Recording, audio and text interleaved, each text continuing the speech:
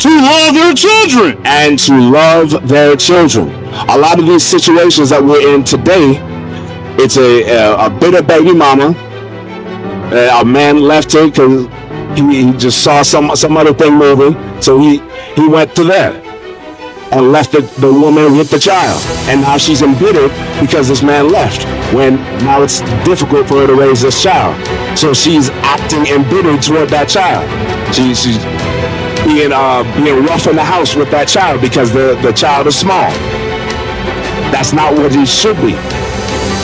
Somebody needs to teach the women to love their children, because it gets hard when there's not a man in the house, not being able to teach that.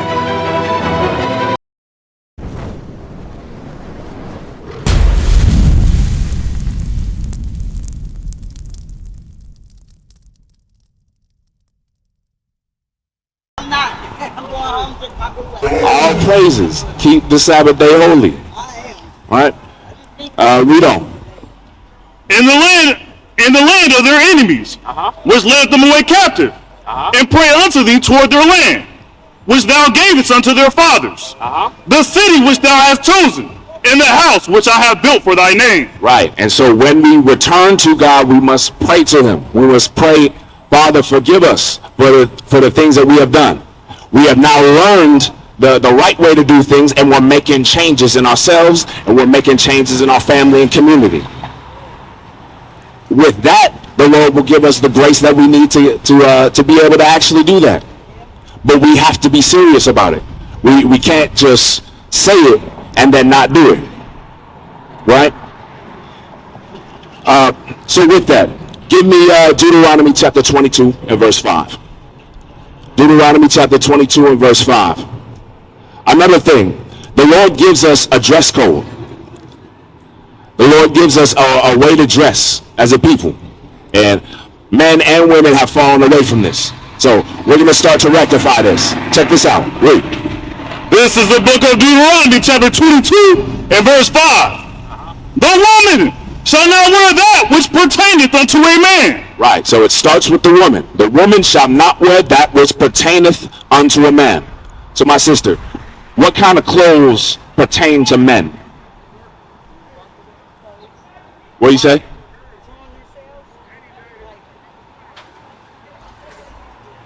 So it says the woman, read, you can start from the beginning. The woman shall not wear that which pertaineth unto a man. Right. So it says a woman shouldn't wear what pertains to the men. And to help you out probably a little bit, we'll go on. Read. Neither shall a man put on a woman's garment. So it's also saying to the men, a man should not wear a woman's garment. So what do you see a lot happening, especially with like rappers and celebrities? What you're seeing a lot of them do nowadays? False dressing. You're seeing a lot of men wearing dresses. You see a Young Thug wearing a dress. You seeing Kid Cudi wearing a dress. You see Pharrell wearing a dress on magazine covers. Yeah, they're doing that. And so now the flip side, the woman should not wear that which pertains unto a man. So if a man shouldn't wear a woman's garment, and a woman's garment is a dress and a skirt, what's a man's garment that a woman shouldn't wear? There you go. There you go. Understand, our women wearing pants is a relatively new thing. That hadn't happened for longer than 50 years ago. Our women didn't do that. Our women didn't wear pants all the time, thinking that is normal. But we've been through about 2 generations now of women wearing pants, so we think it's normal. But we've only been through maybe 1 generation of starting to see men wearing dresses, so we still think that's strange. But we should think it's strange when a woman wears pants. Right? Let's see what God thinks of this. Let's see what God thinks of our men wearing dresses and our women wearing pants. What does he think of that? Read. For all that do so are abomination unto the Lord thy God. Understand, the Lord hates it when we dress outside of our role. Men, we need to wear the pants. We need to be leaders in our community. There's the saying, I wear the pants in a relationship. It shouldn't be the women saying that. No. The true leaders are supposed to be the men. And so when we get our minds right as men, we are able to lead the community. We are able to lead families. We're able to make sound decisions amongst ourselves.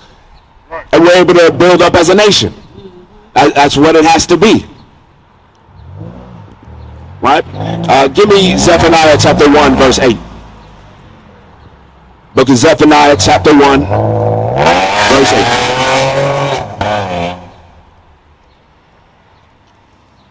Because it may be somebody within the sound of my voice is thinking that, oh, we shouldn't wear, women shouldn't wear pants and men shouldn't wear dresses. What's the big deal? Let's see what that says. Read. This is the book of Zephaniah, chapter 1 and verse 8. And it shall come to pass in the day of the Lord's sacrifice that I will punish the princes and the king's children and all such as are clothed with strange apparel. Understand, God is very serious about the way we dress. He set it up for us to, he set up a dress code for us to wear. All right? Us doing away with that, us not keeping what God said to do, especially in this sense, God is going to judge us. God is going to have to judge us. Because when we decide to do what we want to, it puts a different type of spirit on us, right? When men put on dresses, it puts a feminine spirit on them. They no longer want to lead their community. They want to just live a soft life like the women want. That's foolishness. And the same with the women. When they put on pants, it puts a masculine spirit on them, thinking that they got a chest bumper man to be able to get what they want from them. No, that's not the case. A soft answer turneth away wrath. That's wisdom from the Bible. But we don't understand that if we're cross-dressing, if we're doing whatever we want to do. We pervert our way. We change ourselves into something that God never intended. And that's why God's got to punish us if we stay that way. Give me the book of Acts, chapter 3, verse 19.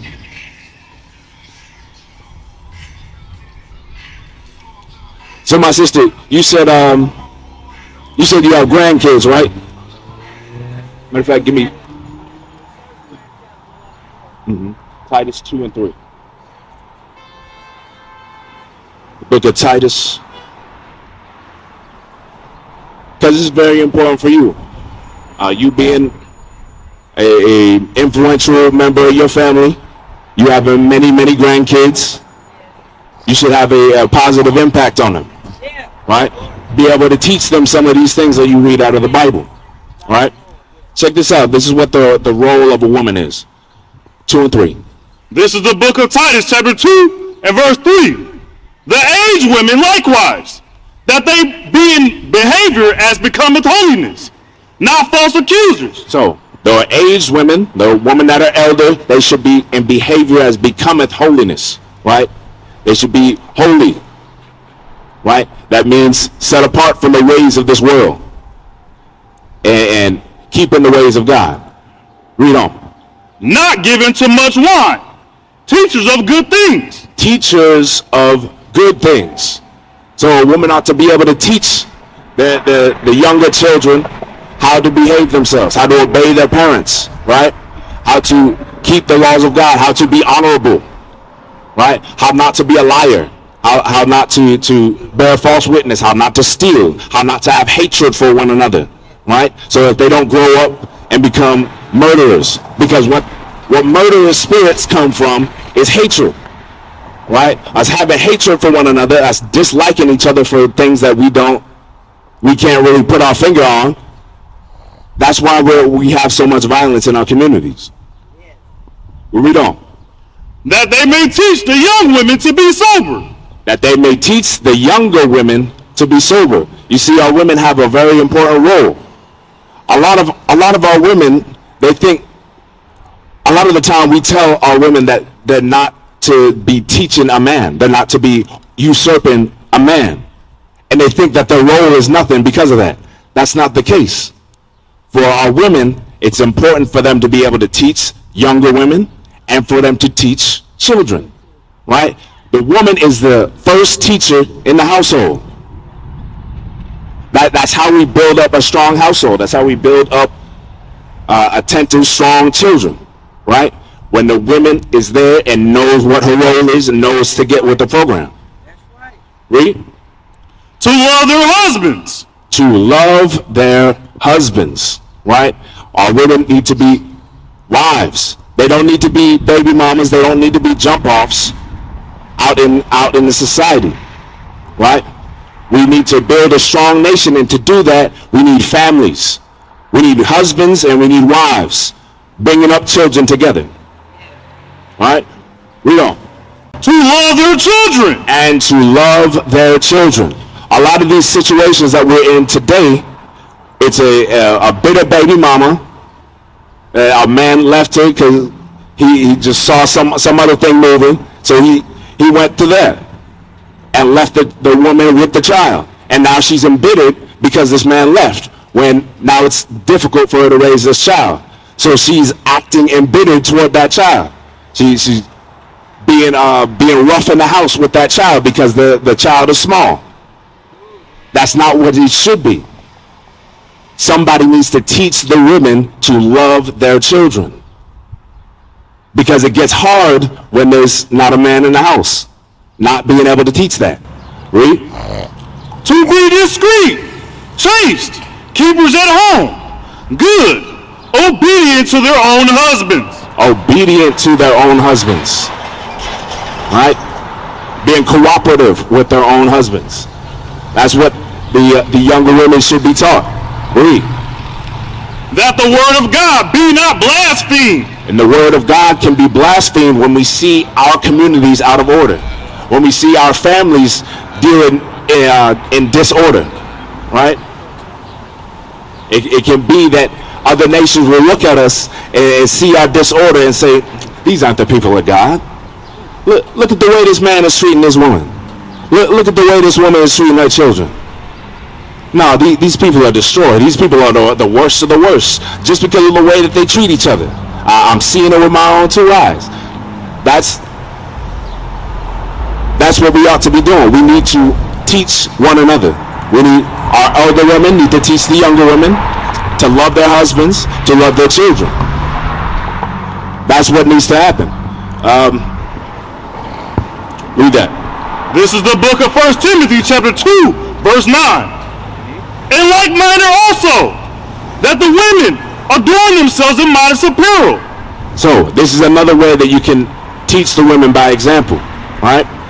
The women should adorn themselves in modest apparel. So going back to our women wearing dresses, this is the kind of dress that they ought to wear, right? Modest, what do you think modest means? Something like meek. What modesty is going into is not dressing in a way that's not bringing sexual attention to yourself, right? Right. So when you hear that a woman ought to wear a dress, some younger women's mentality is going to be, oh, let me put on the freaking dress that I wear at the club. I'm gonna wear this short, skin tight dress. It shows off my legs, shows off my breasts, all of that. That's not modest. What is a nation? Nation is family. Nation is community. Nation is men leading by example. Nation is women's support. Nation is children with role models. Nation is unity. Nation is